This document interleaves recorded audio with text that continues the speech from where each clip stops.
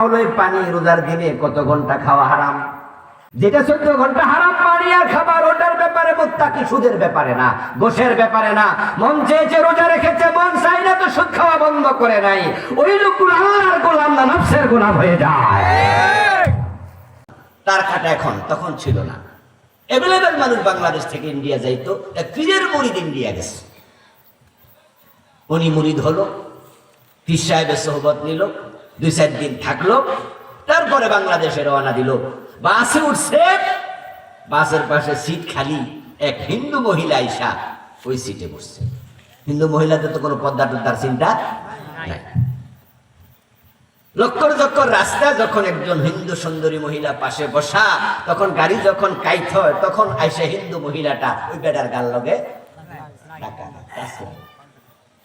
পুরুষ মানুষ বারবার যখন এরকম ধাক্কা লাগতেছে, আর হিন্দু মহিলার গায়ে কি বোরকা আছে নাকি? এমনি ফেট দেখা যায়, এমনি ফিট দেখা যায়, আবার লাগতেছে ধাক্কা। ও বেটা কয় যে শাসছে আমার মুরিদ গিরি। বাড়িতে ফিরছে, বাড়িতে ফিরে আবার হুজুরকে চিঠি লিখছে।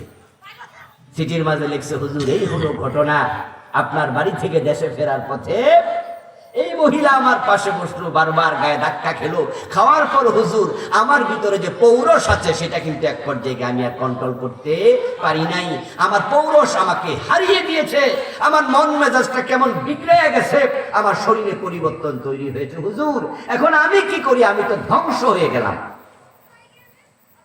হুজুর চিঠির জবাবে লিখছে, ওই মহিলার পাশ থেকে তুমি উঠে চলে গেলে ভালো ছিল, উঠে যেহেতু যাও নাই, পাশে বসেই ছিল, এটা একটা অপরাধ, তওবা করো।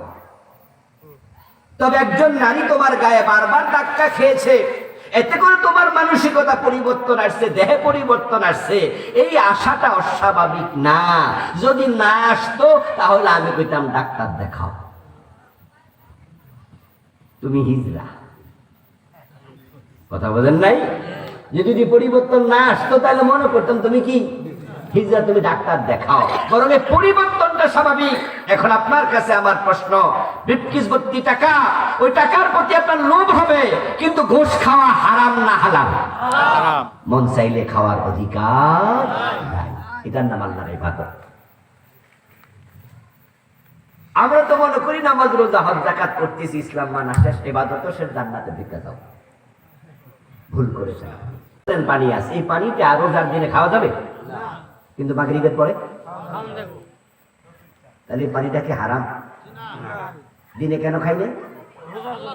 আল্লাহ মানা করছে, পানির কোনো দোষ নাই, পানিটা হালাল। দিনের বেলা খান নাই, আল্লাহ নিষেধ করেছে। এখন প্রশ্ন হলো, এই পানি রোজার দিনে কত ঘন্টা খাওয়া হারাম?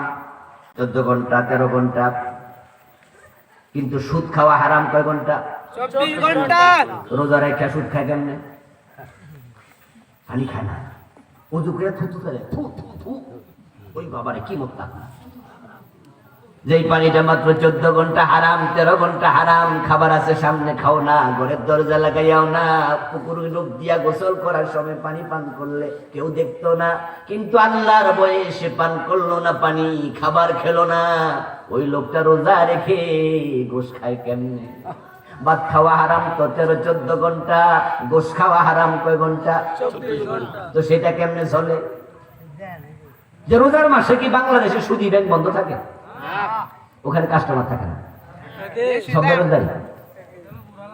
জি না, চাকরি হলো রোজদারি, যারা ট্রান্সফার ট্রানজাকশন করছে তার অধিকাংশ রোজদারি, অধিকাংশ রোজাদার। যেটা 14 ঘন্টা হারাম পানি আর খাবার, ওটার ব্যাপারে মুত্তাকি, সুদের ব্যাপারে না, গোশের ব্যাপারে না। মন চেয়েছে রোজা রেখেছে, মন চাই না তো সুদ খাওয়া বন্ধ করে নাই, ওই লোকগুলো আল্লাহর গোলাম না, নফসের গোলাম হয়ে যায়।